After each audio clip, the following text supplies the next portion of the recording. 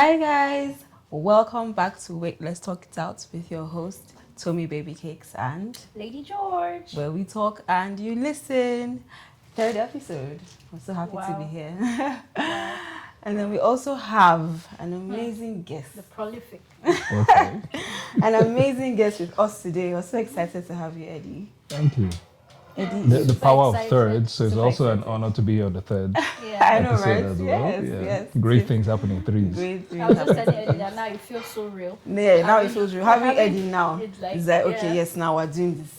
Yeah, that's too kind. That's very humbling. An absolute pleasure to be here. Thanks for having me. Thank you so much.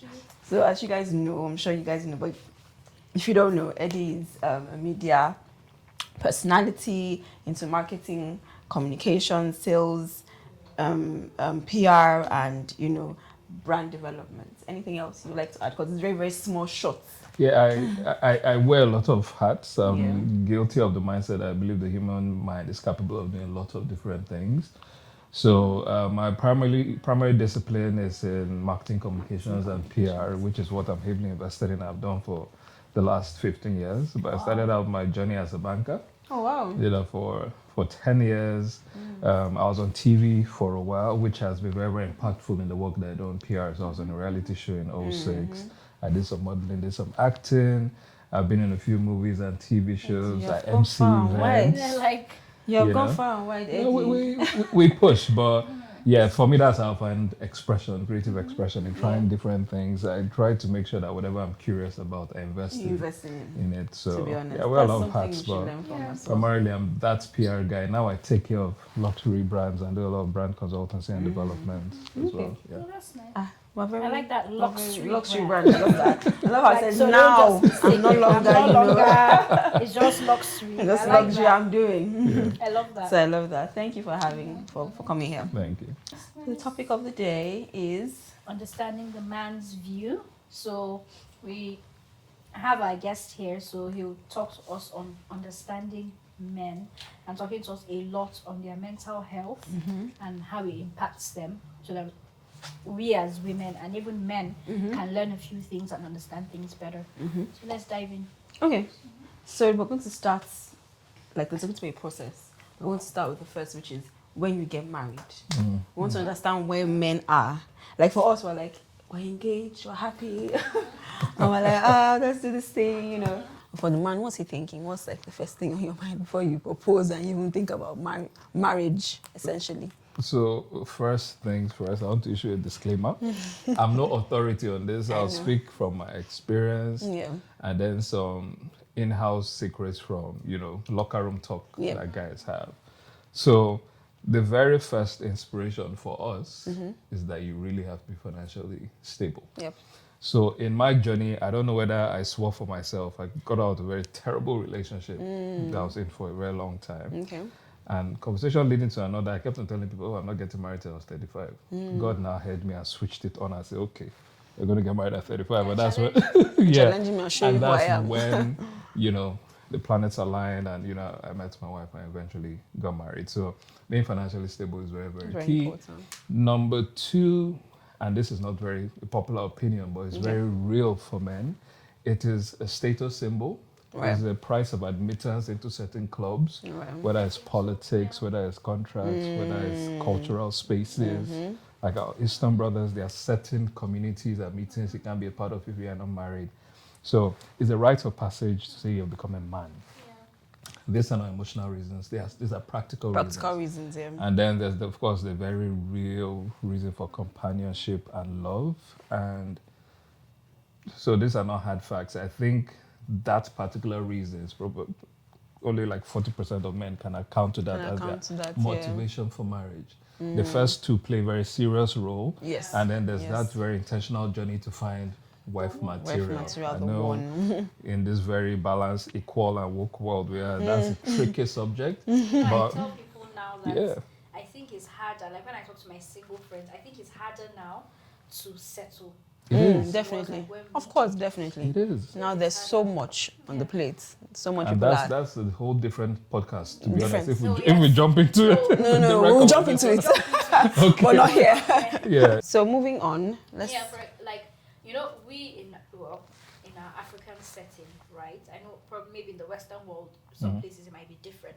But we in the African setting, they say, oh, you're getting married to the girl's family. It's not, you're not just getting married to the guy, you're not getting married, you have to marry his whole family. I know. What do you really think on that? Do you think it's changing? Or how would you place it? I'll say yes and no. Why I'll say that's not 100%. My family is one of the weird progressive ones. Do you understand? I feel like it's now, before it was like maybe 30%, Before- now it's 60%. Exactly. Families are being more progressive. Exactly. I think. You know, so for me, there was never a concern. So, in fact, a confession that is never very, very popular. I didn't tell my parents I was going to get married. They knew who I was dating, but I didn't tell them I was going to get married till like 2 months before. Wow. Yeah. Okay, that's Like different. 2 months before. So Was this, you had proposed? Everything had been planned, I'm guessing. everything had been planned. I had Because if gone it's 2 months I before. had traveled to the UK to meet her family and get the Oh, wow. blessing. Oh, wow. and all Why is that so? Why did you do that? So, off camera, interesting. off camera, Off my twin, my brother is here. Yeah, that's so, why when you said that, that's why I looked that way because I was looking at him like. so maybe he will give some more insights. But we are super independent. My dad is ex-military. He raised us to have our own mind and independence, make your own money, you know, and all that. So we take pride in doing things on our own. Right. And we share a lot, and at the same time we don't share because we grew up in a setting that, you know, if you had meals, you know, pen pals or whatever, our parents won't open it. When you come back from school, you know, whether you're in body house, you see everything there. Arranged, you waiting know, for you. You know, That's it wow, was that's a little bit very different. a mix of culture and like that Western liberation, right? So I kind of knew I won't get in the doghouse. At the same time, like as I got married at 35, I didn't want to raise anybody's mind till I was sure, you know, it was like 100%. Yeah. And for me, it has always been a thing of pride that, you know, when that time comes, I want to be able to hit my chest and say, I did this. I made all the right investments and all that. Yes, I had significant support from my family, especially when it came to the traditional rites. But the key things, I wanted to own it and have that conviction, you know. In the African context, my dad got married at 23, 24. So growing up, I had read all the Meals and Bones and watched all the Disney shows. Real Meals and Bones. So I was a proper romantic. So I felt that the first person I never would have guessed that. What? Yeah, I need to find my childhood mates from Facebook and primary school. Let them give me gist. I was such a huge romantic, so I felt that the first girl I met and I fell in love with, she's the one I'll get married to. Oh, that's so I sweet. believed this 110%. Yeah. I started collecting breakfast, lunch, bless you, dinner, and Really the whole dinner. works. Yeah, so reality of life hits me real quick. So settling down became a very real thing for me because there was never an option for divorce. There was never an option for it to not work. Going to work out. You know, like, you know, this whole work times living like, oh, if it doesn't work out, move on to the next. You can find your next. Nah, this is not the decision you play with in my book. So I was like, you know, it has to be 100%. So I wanted to be sure everything right. And my temperament as well is that once I get into any key milestone or life project, I need it to happen fast. Oh, If it's going to take 6 months, 8 months of planning and questions and vendors and everything, it kind of like loses its magic. Do you understand? So for me, that was that was your yeah. So for on my wife's side, they are they have incredible family values, very communal. It's one big family. So I really married into the family. You know, but I'm blessed, you know, to have such loving in-laws. Like everybody, we're like brothers. We're cool. You know, there are no lines. She's the only girl as well. So you can imagine. They hold her as an egg. Exactly, how protective. And then her mom is phenomenal. Oh, that's nice. You're lucky then, because some people don't have it that easy. I'm blessed. Some I'm not people don't lucky. have it. You're blessed. The woman loves this. I said, Mama, if you see this, I love you too. Like, I feel like when you say, if you're in a room and you say, oh, I had my child in Nigeria, looking at it, okay. I think getting better now compared to before. It's not getting better. No, it's because we actually don't just care. With our peers? Really? It's not. Really? It's a thing of status now. Like, because just, like you said, we don't care. And to we be don't honest, care. no disrespect to people that invest and do that. Exactly. I think it's incredibly stupid and wasteful. No disrespect. No But it is. It is. Yeah, Let's so be really honest. if my parents had the foresight to give back to me in the UK or the States, and they had all the opportunities to, fine. Yeah, I might be inspired to do that, right? But I think I've been fortunate and blessed to have great education in Nigeria, great exposure internationally, meet phenomenal people. I've had my highs and lows. Exactly. But I don't think there's anybody in my family or my wife's family that doesn't work super hard, that can't travel anywhere in the world that they want to, that do not work for some of the international gigs that I've had have been exclusively from Nigeria. I've never met them. Yeah, outside Nigeria, yeah. So whether it's healthcare, the family can fly wherever. Yeah. Whether it's travel, holidays and all that. The truth of the matter is that the Western world is not rushing to get married, have kids in the Dominican Republic or Mexico or in Nigeria or whatever. So I am solely and fiercely and unapologetically Nigerian in that regard. But after all this shalaye, we did consider it, right? And then COVID happened. You know, COVID happened. And so why did you consider it? We were thinking about it, you know, ease of travel for the baby, you know, college and school and all that. Travel. And school. Yeah, and school like, okay, and when all the that. child wants to go to university, at least there's a huge discount. But then again, your child, if you build your child, your scholarships are... There's so many scholarships. 100%. Scholarship, Yeah, so I think it's an information thing. I also think it's a status thing. I also think it's a cloud because coming thing. from somebody like you, is like big deal, right, in your space, I'm sure people were looking at you like, because of COVID as well. So COVID hit, so people that traveled were less. But I mean, if there was no COVID, they'd have been looking at you. So let me even tell you what even converted me solely. To this journey, right? So my boy is a COVID baby, right? When we had him, in fact, throughout that journey, I was working from home. I had just taken on a new contract and project, you know. We had hyper invested 2018, 2019. So COVID was a very, very great era. You didn't even know where things would go, deals that you will close and everything. A lot of relationships and marriages, friendships, families did not make it through the reality of spending so much intimate time. They didn't. But it was an opportunity for my wife and I to grow. And all the things that we put on weight, you know, we watched all the shows, all the books we wanted to read. I was also pregnant during COVID, so I understand it fully. And it was just both of us. When I would sneak out when they relaxed restrictions to visit my brother, that madman over there, Andy would talk to me through the window. He wouldn't even let me into his house. He was very paranoid. He didn't want any harm for the baby. You know. That's so cute. So eventually when we had him, both our mothers were available. Okay. They were literally at the hospital, you know, doing what moms do, praying and everything. And everything else. You know, my dad, my sibling. So just that overwhelming support of everybody. Exactly. So there are a lot of different step changes. So here's the thing. If you are in that billionaire gap where you have a country home somewhere, you can fly into au pairs or two nannies, you can move 80%. Now we're talking. You can move 80% of the family because first and foremost, we're Africans. Our cultural values are completely different. It takes a village to raise the child. We are well-rounded because of the support our mothers had when they have us. When you talk about postpartum depression and all that, a huge reason for the incline of that is because of this very westernized culture we have adopted. A lot of young families have kids and they're technically alone at that early stage. The overwhelming pressure, the no support system, you cannot take away from those things.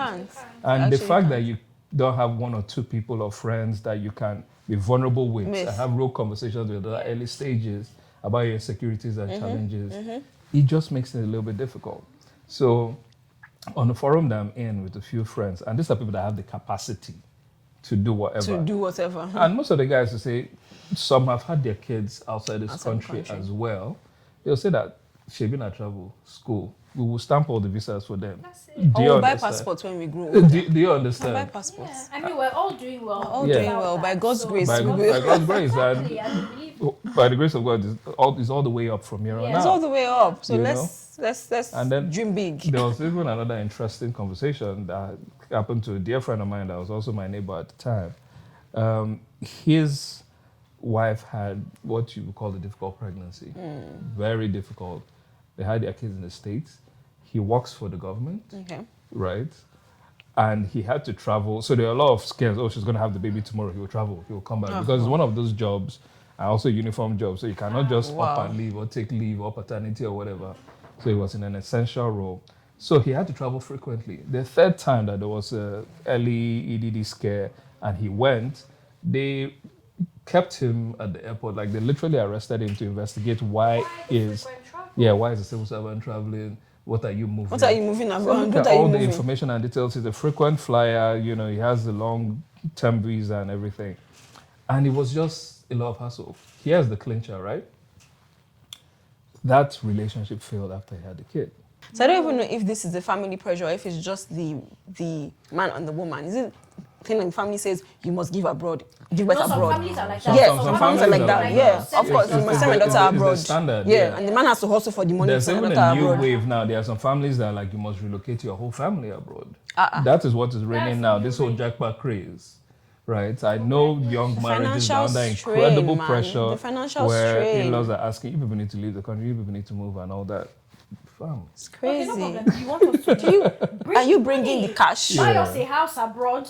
We will move. Because Are it you bringing the happens. I will cash? take the free house. I'll take the free house, keep my It family there, happens. and be going back and My Yeah, dear. if your bank account is set up like that, please, Why let's see not? your support. And you know one Somebody. thing I say about this whole jackpot thing? I know now we're leaving our conversation, but like with this whole jackpot thing, like I tell The people, pregnancy too they is don't jackpot thing. understand. Abi. They don't Pregnancy tourism. understand. Here, if I have a neighbor, I can say, oh, please, oh, how far today? Please help me with this. Abroad, everybody Face your that. front. You can knock on your neighbor's door and be shouting, help me. They will never Face like your nobody's there. front. And So I think why that's not the make wake up that call society? some of us have had. If you've When had the we pleasure jackpot, to when they live jackpot. Yeah. abroad or walk a little bit where it is A, B, C, D, E, do you You understand? already You must know. follow every step. Yes. You already Nigeria, know. you can go from A to Z. You can. Without- It's only in For you, Nigeria you understand? can sleep with 1,000 in your bank account and you wake up a billionaire. the next I'm day. telling I think you. I was telling you this the other time we met. So I went on vacation with my family.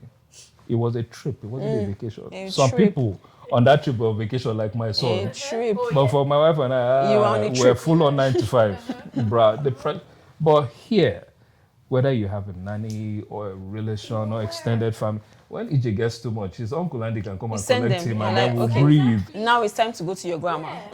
And everything is like clockwork and it takes an incredible toll. You have to work, you have to cook, you have to do this, you have to plan the activities and all Yeah, that. it takes a toll. It's a very harsh reality check. And let's be realistic with the fact that while some of our experiences, yes, we might have been raised by Western media at some point, right? But you would look at how your mother and father ran their home. Exactly. You look at the influences you see in see in society. society. So no matter how you uproot yourself from this bubble that we are in, where you're in other climes, you expect certain Yeah.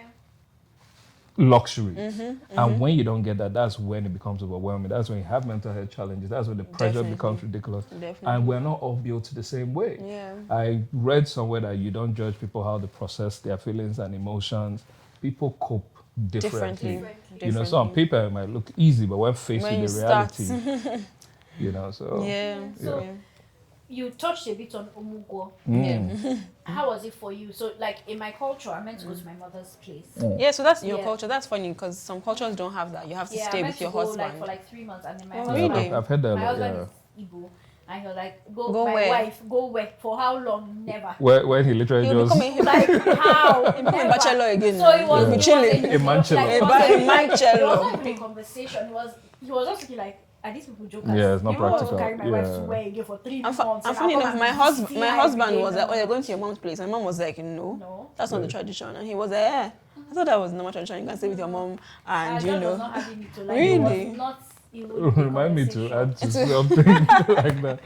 So another one of my friends was a similar instance. So I was having dinner with him, his mother-in-law, father-in-law, and the wife, right? And they were talking about the whole Omugo childbirth thing.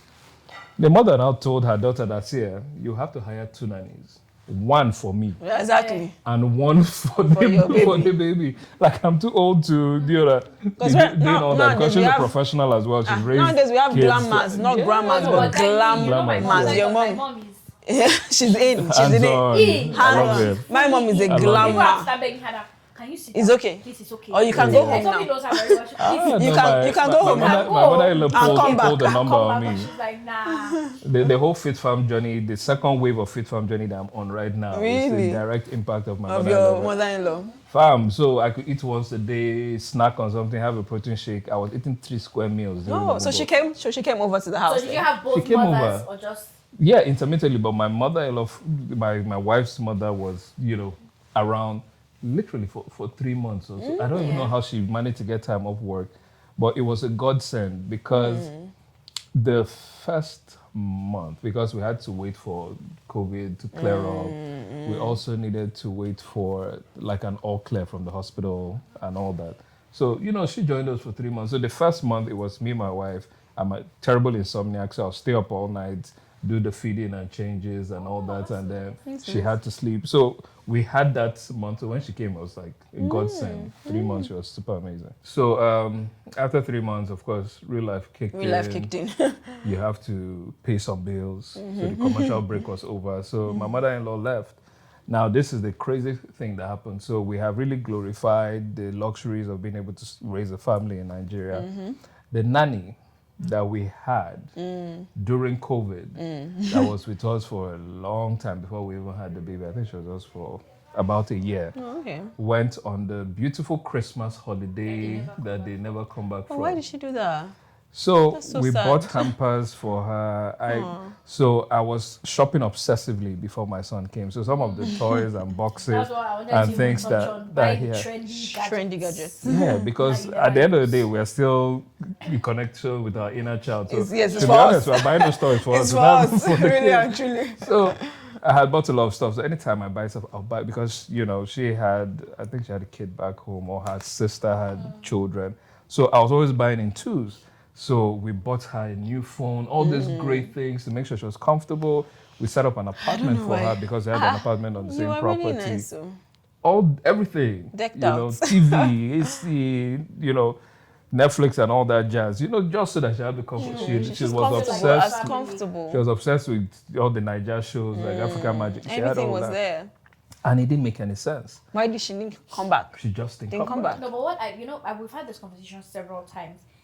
I feel that when you're nice to your workers, because you see some houses where they maltreat their workers. And it's almost like Stockholm syndrome. They stay And there. they stay there. 8 years, 9 years. Yeah. And then you that you're nice. Like I So do the same nice. thing with my workers. Like, but when they say their phone is bad, I'll buy them Fix a new phone, buy them I just clothes, want a buy new them- phone. Like I just bought make her a everything. new What phone. we eat is what they eat. In Yeah. fact, they actually give me their own market list. Yeah. And say this is our own list. This is man. what This we is want your to own. buy. Yeah. They will put it there, everything. And then at the end of the day, they still do. They do what they want to do. We tried to It's wrap our head around crazy. it. So You can't. her sister called to beg, the sister's husband, because they knew everything that she was enjoying. So my own deduction is a men are scum narrative.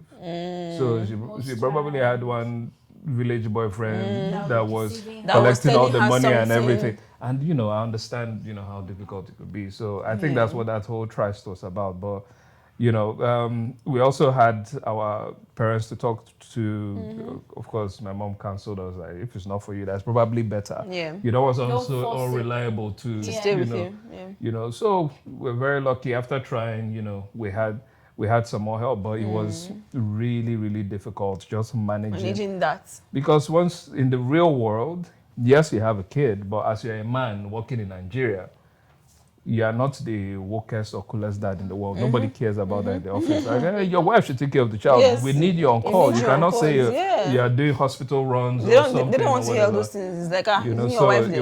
it was a serious balancing act. Yeah, it was Serious a real balancing reality act. check. Yeah. Yeah. So yeah, that's understandable. So dynamics changed invariably. Oh, yeah. Dynamics changed. It did. Now there's a baby in the house. Everything is changed. Yeah. But I want to touch on the woman. Yeah. So what would you say you noticed when your wife gave birth? Because I know that there's a very huge percentage of women who go through postpartum depression. Did you notice any shift in your wife?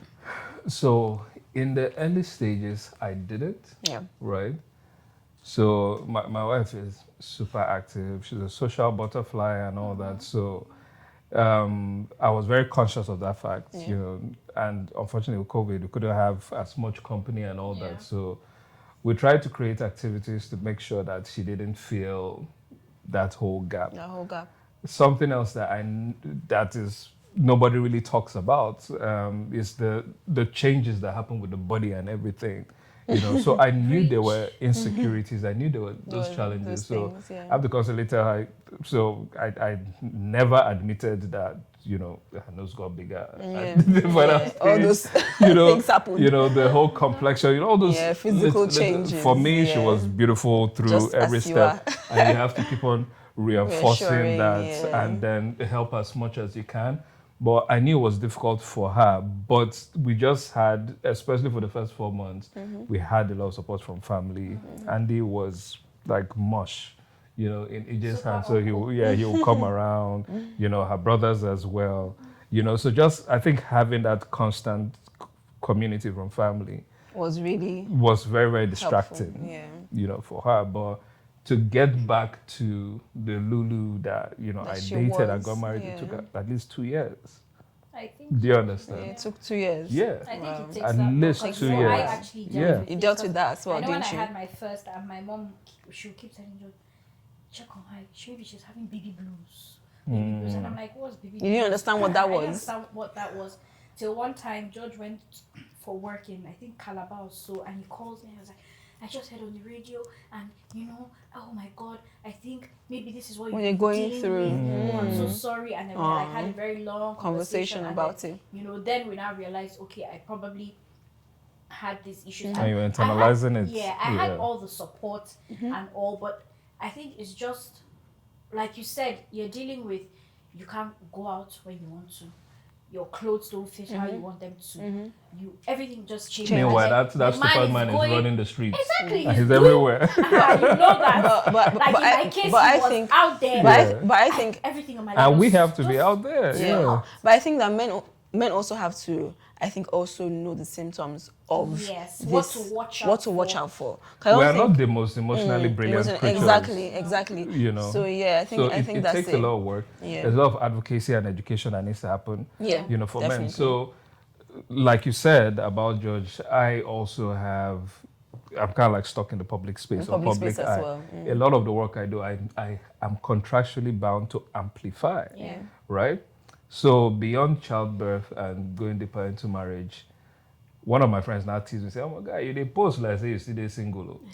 I have to use pigeon so that it really impact. And it didn't really make sense to me till my wife had a very, very honest conversation with me. With you.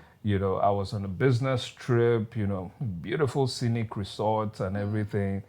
To be honest, once you show up there from 7 a.m. to 11, sometimes 1 a.m., right? You have activities, every staff single bonding, hour, trade visits, workshops. It is not fun. It is work, and your energy has to be high up. You have to show that you're so happy to be here. And yes, we're happy, we're grateful for the opportunity, but it's work. It's a crazy and intense schedule that even if your partner was there, they'll probably be in the spa, be in the room, and not see you at for all. 4 or 5 days. But I'm sure you get it sometimes. You're like, okay, let me just come with. Bring your wife, but you're like, you're not going to even see me. So. In fact, the last time I did that, there were a lot of activities that I had to opt out from and explain to the team as to why, to make the most. And it's not the same thing that after the whole conference or whatever, it takes 2 days or 3 days. It's still not the same thing because you're already burnt out and you have an obligation the next week to jump back into work. And it's not as if it's like a real, so she was a little bit slighted about everything. I was like, this is work, but this is where the whole logic conversation can never work. Yeah. I was thinking about it logically. Yeah, exactly. So I had to tap back into what your I had been told. Yeah, it's work.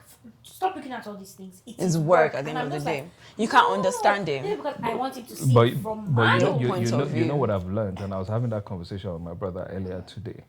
Right, as you grow in this space, it is quality over quantity. Exactly. So for the longest time, I run a PR agency, digital marketing and everything. So we'll tell you, we have to post 8 times a day. So how many times a week? We have to be there. Top we of have mind, to be this. blah, We have blah, to blah. be You that. have to take every invitation and all that. Exactly. Bruh.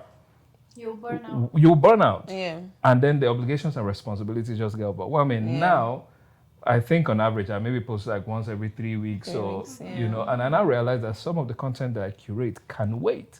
So instead of posting in real time, You just I'll have. wait when I'm back home and I've killed this woman with love and she's irritated about my presence. That's when I start posting this. What happened when you give her all the gist? But there's that whole FOMO, not being there in the present to really experience everything.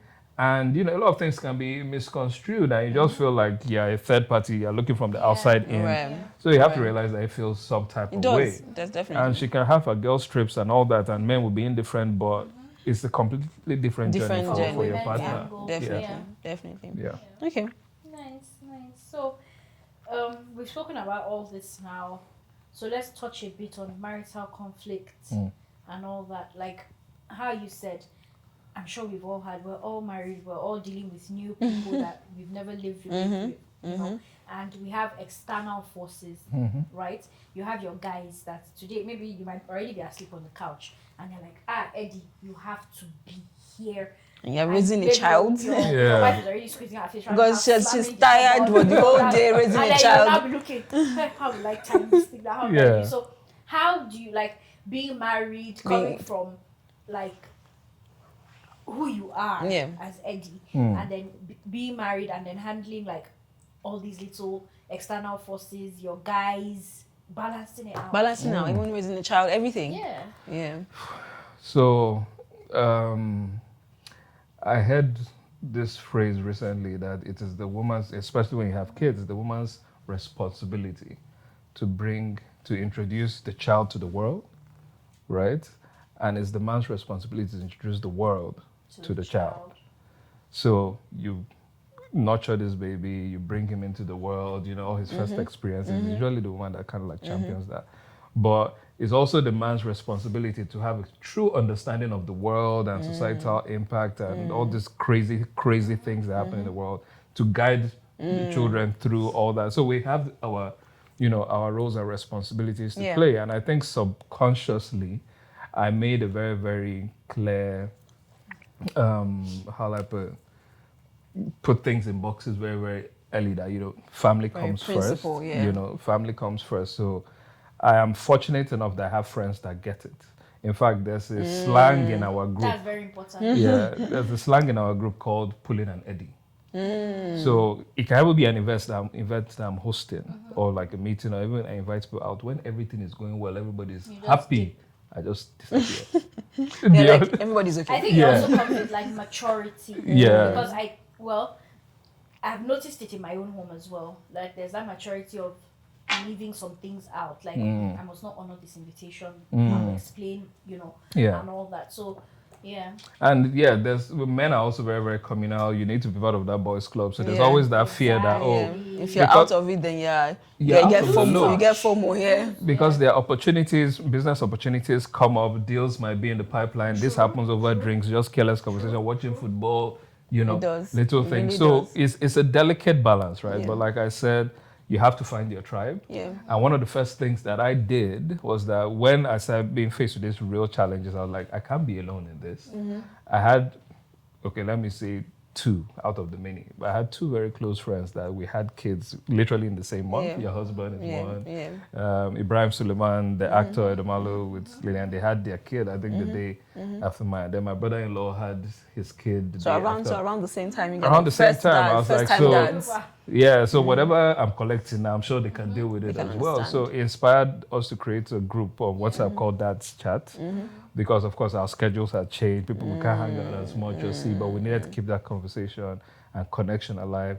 And we gradually started adding more friends, that had that kids. Were dads so as well. Anything that was presumably taboo in other spaces is not taboo there. You can be vulnerable and talk about all that. So when there's opportunities to go out, we make sure that we're on the same page.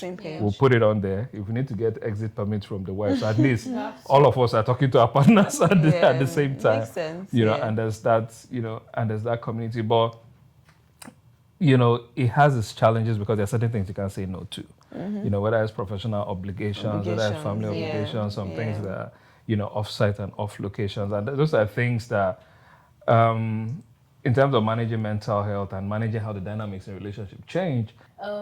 How vulnerable should men be? Because in some cases, some women don't even know their husband's finances. They don't know what he's up to. Yeah. They don't know anything about Men, his business. I find They that have no most men are not clue. as vulnerable. Communication is 'cause some men, if they even- so hard for them. example, some men, if they even know that they are that vulnerable with your spouse, it's a problem because you're like, why are you telling her that this is what you got?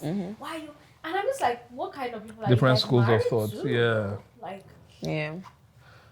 So So how is it so how essential? far is far? Like how far do you yeah. want to talk to your wife about things like finances? yeah. No, So- that's so- fine. so- Like, so generally the- your mental health. Mental Yeah. health, yeah. So the ideal is that home should be your safe space. Space. That's the That's ideal. that's That's the ideal, but realistically. Yeah, and that's why you have to uproot yourself from a family and start a whole new journey honest. with this person. To So be if they honest. don't know 100% about you, so but you cannot change how an individual has been for 25 years, 25 30 years, 30 years, years. 40 years in 40 hours To be or honest. 40 days. Or 40 days. It's a gradual process. So we're conditioned to, be a man, wipe those tears, don't be a bitch or whatever. You have to be this alpha female or a male, Alpha male. all the time. And that conditioning goes really, really deep. So even when you share with your partner, you're sharing with a little bit of You're still you don't want to say too editing and much. censorship. And you might bring certain experiences from your past, like, I was super vulnerable with this person that And this is what weaponized it and used it happened, yeah. against me. Yeah. I don't want her to worry Yeah. and all that. Don't want to stress her. Yeah, because I have been on forums and had conversations with close dear friends that are very grounded and stable and everything looks hunky-dory, that have been suicidal, that have had real money issues, and their wives do not Have know. an idea. In fact, there are certain It's things crazy. about me that my wife doesn't know from me. She probably knows from talking to someone my else. brother because I'll be a lot more vulnerable with him, With and I your feel like brother he'll than- get it, and there's no judgment. Yeah. And then when I realize that, she takes it. So it's an evolution to onboarding and be I think vulnerable. most of it as well is that you don't want to actually Stress. sincerely stress or worry your wife. 100%. I think that's With Nigerian most. men, I don't think so. I think so. that I plays a role though. I do. No, I I'm not do. saying- And you don't want to be seen What I'm as saying, less of they a don't man want to as see, well. because Yeah. Less of a man. A lot Yeah. of times, people probably come from the place of, if maybe your wife knows this, she'll start talking Tomorrow to you now. she'll see you finish. She'll do this. And the truth of the matter, The in women, all no, fairness, but honestly, the women see you finish. guys The women would. see finish. yeah, you guys would. Let's be honest. Yeah. Yes, I agree. And to be honest, I think it's necessary. Yeah. Right? Because there should be one person in the world that, That should will be see able you to call out finish. your bullshit. Oh yeah, very There has to be that one person. Yeah. And if it's not your wife, it's the problem. Yeah, who Because- else will it be? Because with men, right, in secondary school, primary school, whatever, is that guy that you fought with that now becomes your guy later. To be honest. Do you understand? Because you guys Becomes have your gone best through the friend, trenches and you have said everything that you need to say and how all that. vulnerable with each other. Your wife really should be that person. That person, Do you yeah. understand? Yeah, But to be it honest. shouldn't be abused or disrespected. So it. if there are certain insecurities and vulnerabilities that she shared with me historically, I can never bring that up in an argument just because I want to win, or she doesn't have the liberty to do the same thing to me. So that's where, there should always be love, even in war. As I always say, there should So be when you love talk in about war. the healthy communication, communication, that is something that we have to actively learn Actively, and to be research, honest. because at our base point, we are very flawed individuals and human beings. To be And when honest. we're triggered and emotional, all the rules go out of the window. So it takes a It's lot like, let's say that, fight okay, this. we have guidelines for this quarrel. Though. Yes, Do you yes, understand? exactly. Yeah. But yeah, that's part of the I know. growing I always phase. say that. I always say and no swear evolution. words. Yeah. No swear words during Yeah. our fighting. We don't use swear words. Yeah, We don't can say be angry about the angry issue, about the but issue. understand that we're in Understand. this together. Together. We're still a team. Yeah. The problem is the third party. yeah. You Exactly. know, Exactly. that we need to figure out. Yeah. You know. Yeah. So I think for the last thing we're going to talk about is, and I think this is for me even the most important, who do men talk to? Who do men essentially say I'm going to be vulnerable with? I'm going to share my feelings with? Because we have this toxic masculinity thing going around now in this woke society. Men have to be tough. It's always been, but I think it's even worse now. Yeah. Men have to but be you know, tough, like can't I cry. said, social media, everything's amplified now. Everything's amplified now. Yeah. So most things have always been there. Yeah, yeah. So who do you guys talk to? So, like I said, I'm not an authority on this, but I'll talk Yeah. about some of my experiences, right? Historically, there's never been a safe space for men. Women have, let's say in Calabar, they have the fattening room when you're getting married. You know, there are all these rules for women and all these guidelines that mothers guidelines. pass down blah, blah, blah. For men, it's like eagles, it's time to fly. The eagle will take you to the highest mountain and drop you to figure out and Figure roll out what? till you Like a caveman. and that really is it for men. So Yeah. I'll give a funny story. I've heard ladies talk about the sex conversation with their moms. Yeah. It might be very, very intense. Oh, if you touch this guy, he's sweating, you're getting yeah. pregnant, this, da, da, da, da. Yeah. But the conversation that I had with my dad, like, is really cool sometimes in a weird way. He just said, you know what, my own is just make sure you use protection. Don't go and bring any pregnant person Anything to my house. And it's because he was uncomfortable to have those Talking deep about conversations. it, yeah. Now that, he has Gen Z children as well, that, the rules have changed from my era, so he can talk about certain things and now. really go into it. But yeah, at the time for me, it wasn't like that. So, For you, yeah. so using that as a reference, this is not somebody that I'll go and bare my soul to. Yeah. Because they really Just will not understand it. yeah. So there really isn't all the safe space. So it's usually within our peers, and then within our peers You or have to even our really- brothers, there needs to be a very high level of You trust. have to pick and Yeah, pick themselves. because people will weaponize things against you or carry your Definitely. jail somewhere else and all Definitely. that. So there is a gentleman that I know, a dear friend of mine, that started a podcast in Lagos that's about mentorship. I said, Eddie, the reason I'm doing this is because, truth be told, we cannot reach out to every man, but single there are man. conversational experiences that we have that younger men should know about. Yeah. When you hear about date rape, when you hear about, Exactly. cultism, when you Exactly. hear about, Exactly. ritual killings, Yeah. these young men Where didn't do have boys- anybody yeah. guide them. Yeah. The people that they look up to, overnight success that they say, this guy just blew, was probably a 10, 15-year journey. Yeah. Do you understand? But because our own, once they ask how you got there, I thank God, I worked hard, I did that. Nah, God do. We don't have those guidelines, so we're Yeah. usually left to figure things out on our Ourselves. Or own. beer apologists. Beer apologist. And the beer apologist is always embellished. It's always. So when men are in a community always. of men, you want to always show that Yourself. alpha male, toxic And I find a lot masculinity of that you're men doing actually good. don't even like talking about their marriages. Exactly. The beer parlor. No, not in the beer, but like even Where? with their core. The core. Just a few. And Any in safe every word wolf you pack, have- there's the head of the pack, right? Yeah. So imagine if the guy that people say as the head of the pack is a very, very chauvinistic, Exactly. masochistic guy Exactly. that his wife cannot talk down Talk to. to I say, him. why are you late? You don't feel come out. Your wife say, this, that. Yeah, So exactly. you might Exactly. find that in that supposed safe space, everybody Yeah. now wants to Show themselves. mirror that. My wife can't call me when we're having meetings, Yes. and Why is she calling? So eventually Yeah. start trickling in. trickling down. So they said the worst lie you can tell is the one you tell to yourself. So we started something called the Dance Like you Chat, said, where yeah. we could hold ourselves accountable and also talk about the challenges that our wife faces. Yeah. So if there is an opinion or feedback that I heard from my partner that I'm having struggles wrapping my head around it, I can say, what do you guys think about this? Say, this same thing happened 2 years ago, 10 years ago. This is how you navigate this. This is what my dad told me, blah, blah, blah. So we share like the sum of our experiences. So that is our safe space. And then that's also where we can be silly. Because you know how they say men, once they are friends or they like each other, they cuss each other out. They can say all the They can petty say all things they want to themselves. to say and all that. And then when there's like an uptake of like how young celebrities are male celebrities are committing suicide. Rick from South Africa, Yeah. bless his soul. The brand I was working with at the time, he was our brand ambassador. We just renewed his deal. He was doing very well. And 2 days after his renewal, he committed suicide. We couldn't wrap our head around Crazy. it. So we have these conversations. And Ibrahim and Baba as well are one of the people on the group that says, see, no hard guy. No Anything hard that's guy, bothering you, yo. even if you are broke, say it here, we'll Hard crowdfund it. guy. From afar, Was this Ellen- dancer? Ellen's DJ. Yeah. That this broke me. dancer. He's happy half of the just time. posted a Brings video so of him much and his joy in the family, world, and yes. then- And he's always happy, always Spreading joy. Yeah. It's crazy. So we really need to talk about it. We really need to understand. There are scenarios and conversations with guys that will tell you that, the other day I was driving, I literally just wanted to drive off the- I haven't heard it once, twice, multiple times. Yeah. A lot of us, really reinforce the fact that we are feminists, that's as men, which is, equal opportunity, and making sure that, every gender has the right voice in the room and all that. but it has been weaponized uncomfortably, and it's really leading to the downfall of a lot of relationships and marriages, right? So I'm not trying to get married to my best male friend. Exactly. Do you understand? I'm not trying to kick it with my guy, right? Yeah. So you are there to, complement and support and for us to grow together. We're a team, right? So there's a popular trend now that has been blowing up on social media called passport bros, and that happens more in Western climes.